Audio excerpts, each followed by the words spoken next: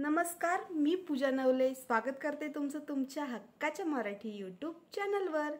तर आपण कालच्या व्हिडिओमध्ये बघितलं शुगर बीट्सची प्रॅक्टिस कशी करावी आणि आज मी तुम्हाला सुरुवातीला थोडेसे मण्यांचे प्रकार दाखवते, म्हणजे जे माझ्याकडे अवेलेबल आहेत ते मी प्रकार तुम्हाला दाखवते आणि नंतर आपण त्या मण्यांची प्रॅक्टिस करणार आहोत। म्हणजे ते मणी कसे लोड करतात किंवा कसे स्टिच करतात आणि कोणत्या चुका नाही केल्या पाहिजेत, कोणत्या चुकांनी मण्यांमध्ये गॅप राहते, मी हे सगळं या व्हिडिओमध्ये कंटिन्यू सांगणार आहे। त्यामुळे तुम्ही चॅनलवरती जर नवीन असाल तर नक्की सबस्क्राइब करा आणि व्हिडिओ आता कंटिन्यू करूया आपल्या स्टँडवर। बघा, तर हे आहेत आपले 3 नंबरचे गोल्डन मोती। हे आहेत आपल्याकडे गहू बीट्स। बघा, हे गव्हाच्या आकाराचे दिसतात म्हणून याला गहू बीट्स असं म्हणतात।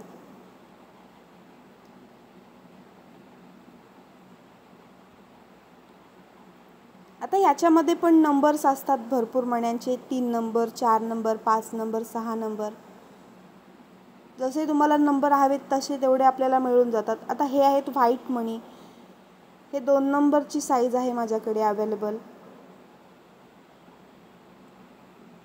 हे वर्कमध्ये मी 2 नंबरची साईज वापरते व्हाईट मण्यांची। आता हे प्लास्टिक बीड्समध्ये झाले। आता आपण ग्लास बीट्समध्ये बघूया। आता हे ग्लास बीट्समध्ये हे माझ्याकडे आता कट बीट्स आहेत, गोल्डन कलरचे आणि सिल्वर कलरचे। बघा, हे कलर्सचे पण अवेलेबल आहेत मार्केटमध्ये, जे आपण 5D वर्कसाठी वापरतो। आता हे आहेत, हे ह्याला आपण पाईप कट बीट्स असे म्हणतो। या कट्स बीट्समध्ये सुद्धा बरेच नंबर्स असतात, त्याच्यामुळे आपल्याला जे आपल्याकडे अवेलेबल आहे त्याच्यातूनच आपल्याला वर्क करायचं आहे, कारण भरपूर प्रोडक्ट्स वेगवेगळे आहेत ज्याच्याकडे कलर, शेड्स, त्याची साईज पूर्ण सगळं वेगवेगळं असतं, त्याच्यामुळे आपल्याकडे आहे त्याच्यात आपण वर्क करायचं। आता हा मूनचा थ्रेड आहे जो आपण मशीन थ्रेडसाठी वापरतो, तो मी इथे धागा घेते मणी यूजसाठी, म्हणजे मणिकामासाठी मी हा थ्रेड यूज करते। बघा, असा हा सिंगल धागा घेतलेला आहे आणि अशी याला थोडीशी जाडशी अशी गाठ मारून घेते, म्हणजे कापडाच्या वरती येणार नाही अशी एवढे जाडीची ती गाठ आपल्याला मारून घ्यायची आहे। बघा, छान प्रकारे ही आता गाठ अशी मारून घेतलेली आहे।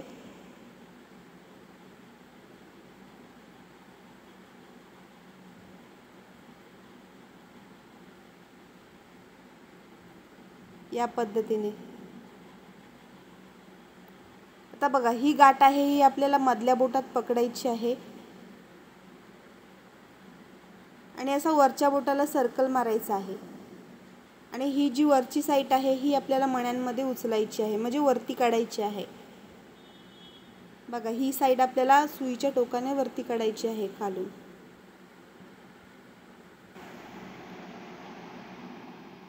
बघा, आपण सुरुवातीला एक टाका वरती काढला, त्याच्यानंतर एक बॅक साईडला टाका घेतला, ज्याला आपण लॉक स्टिच म्हणतो। आपण कुठलीही स्टिच करताना आधी लॉक स्टिच देतो, नंतर पुढे स्टिच आपण कंटिन्यू करतो। बघा, मी त्याच्यात मणी सोडला आणि बरोबर त्या मणीच्या खाली दुसरा टाका घेतला।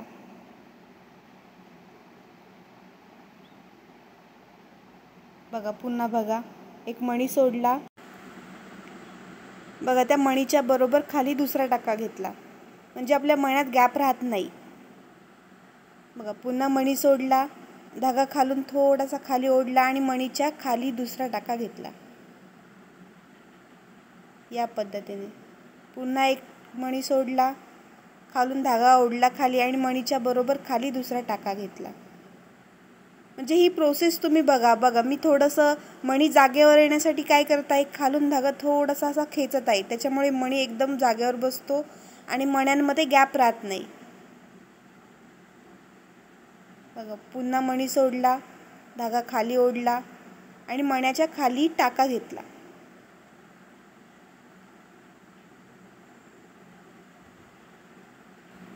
बघा, आता आपले मणी संपलेले आहेत, आपण मणी भरूया। बघा, ही अशी डायरेक्ट भरायची आहेत मणी, एक एक भरायचा नाही आहे, त्याच्यामुळे आपला वेळ वाढतो। जर एक एक भरत राहिलात तर तो मणी त्या सुईमध्ये टिपण्यासाठीच बराच वेळ लागतो, त्यामुळे हे मणी आपल्या त्या धाग्यातून काढायचे नाही आहेत, त्या धाग्यामधूनच सुईत भरायचे आहेत। बघा खूप सोपं आहे. जेवढी तुम्ही प्रॅक्टिस करणार आहात तेवढं तुम्हाला वर्क इझी येणार आहे. बघा, एक मणी सोडला, खालून धागा थोडा खेचला आणि मणीच्या बरोबर खाली दुसरा टाका मी वरती काढला. आता हे जे सुईचं टोक आहे ना, ह्याच्यातून धागा तो खाली खेचताना असा सैल सोडायचा नाही, त्या टोकावरच टाईट पकडायचा आहे आणि खालून तेवढाच टाईट ओढायचा आहे.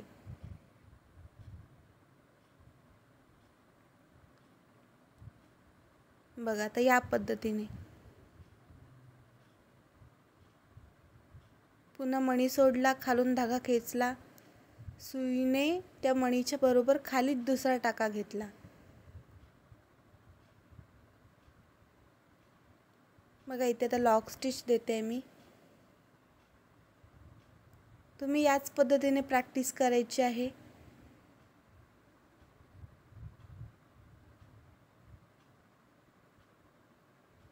एंड नॉट दिले मी. आता हे जे वरचं टोक राहिलेलं आहे ना, पुन्हा सेम त्याच पद्धतीने गाठ मारायची.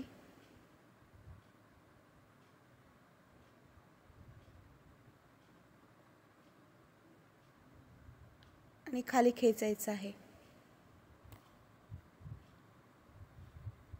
बघा आता आपण राईट साईडतून लेफ्ट साईडला गेलो.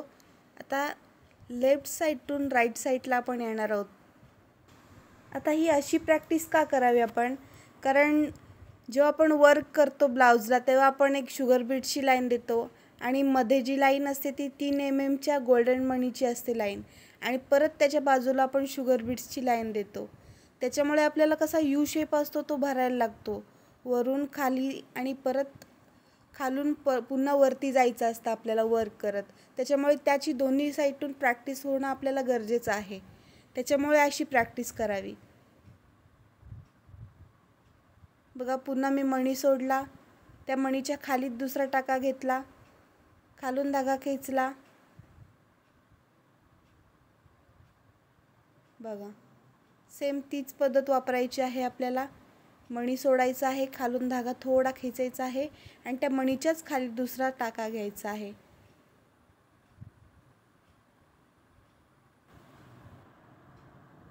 बघा मी पुन्हा एकदा मणीच्या खाली दुसरा टाका घेतला, पुन्हा एक मणी सोडला,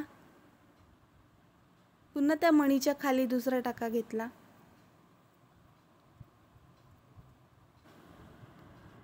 ज्या दिशेने आपल्याला वर्क करायचं आहे त्या दिशेनेच आपल्याला सुईचा पॉइंट ठेवायचा आहे.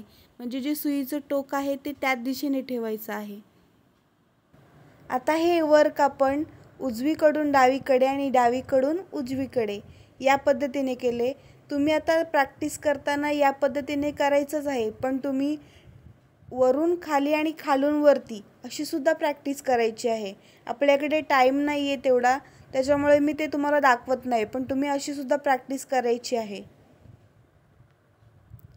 अप टू डाऊन आणि डाऊन टू अप. चला आता आपण दुसरा नेक्स्ट पॉइंट बघूया, गहूमणी. आता ह्या गहूमणीमध्ये सुद्धा प्रकार असतात. राईस बीड्स, हे गहूमणी, पुन्हा दुसरे असतात ड्रॉप शेपचे मणी, ओव्हल शेप मणी, असे वेगवेगळे बरेच प्रकार दुकानात अवेलेबल आहेत, जे सध्या आता माझ्याकडे नाही आहेत. माझ्याकडे आहेत तेच मी तुम्हाला माझ्याकडचे प्रोडक्ट्स दाखवते आहे. बघा तर हे मणी असतात, हे असे आपण वर्क केलं की असे बांधून ठेवायचा. म्हणजे एक मणी घ्यायचा असा आणि त्याला अशी सेपरेट गाठ मारायची, म्हणजे ते मणी खाली सांडत नाहीत, व्यवस्थित पॅक राहतात. आता हे गव्हाच्या आकाराचे आहेत म्हणून याला गहू बीड्स असं म्हणतात, किंवा याला ड्रॉप शेपचे मणीसुद्धा आपण म्हणू शकतो. याचा उपयोग आपण शक्यतो बुट्टा वर्कमध्ये करतो. जेव्हा बुट्टा वर्क करायचं असतं, कसं करतात हे मी तुम्हाला नेक्स्ट व्हिडिओमध्ये दाखवेनच. आपली बीड्सची प्रॅक्टिस व्हावी याच्यासाठी आपण इथे आता हे गहूमणी सरळ लावून घेत आहोत. सेम मण्याचीच पद्धत आहे.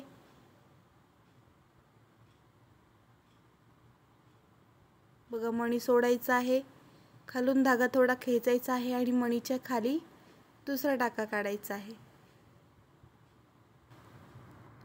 बघा इथे सेम पद्धत आपण घेत आहोत। बघा मणी सोडला आणि त्या मणीच्या खालीच दुसरा टाका घेतला, म्हणजे त्या मण्यांमध्ये गॅप राहिली नाही। आता इथे आपण एंड नॉट मारत आहोत। पहिल्या टाक्यातून दुसरा टाका वरती काढला आणि दुसऱ्या टाक्याच्या मधून पहिला टाका वरती उचलला आणि धागा खालून खेचून घ्यायचा। मग आता हे मणी निघायला नको म्हणून एक मणी असा पकडायचा मध्ये आणि त्याला नॉर्मल अशी गाठ मारून घ्यायची, म्हणजे बाकीचे मणी त्याला खाली पडत नाहीत।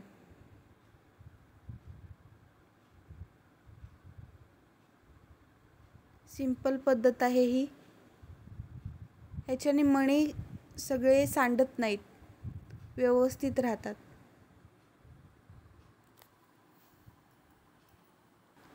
आता आपण व्हाईट मोती बघूया, किंवा व्हाईट मणी आपण म्हणू शकतो त्याला।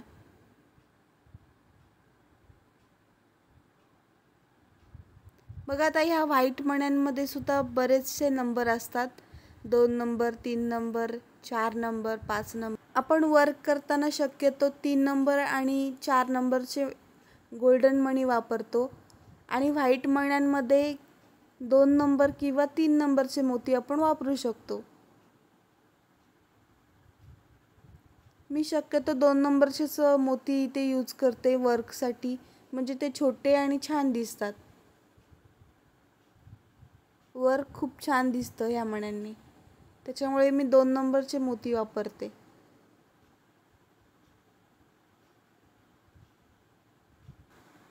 याला पण सेम मोती आपण 3 mm चे जे मोती लावलेत ना, सेम तीच पद्धत याला सुद्धा यूज करायची आहे। एक एक एक एक मणी आपण सोडत पूर्ण स्टिच कंटिन्यू करायची आहे, कंप्लीट करायची आहे।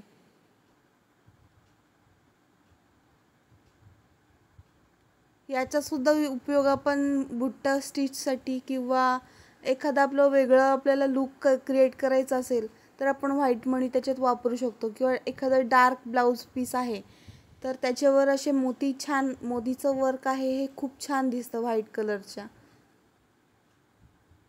किंवा सिल्वर साड्या असतात, सिल्वर कलरचा काट असतो ब्लाउजला, तेव्हा सुद्धा आपण व्हाईट मण्यांचा उपयोग करतो, तेव्हा सुद्धा खूप छान दिसतात हे वर्क।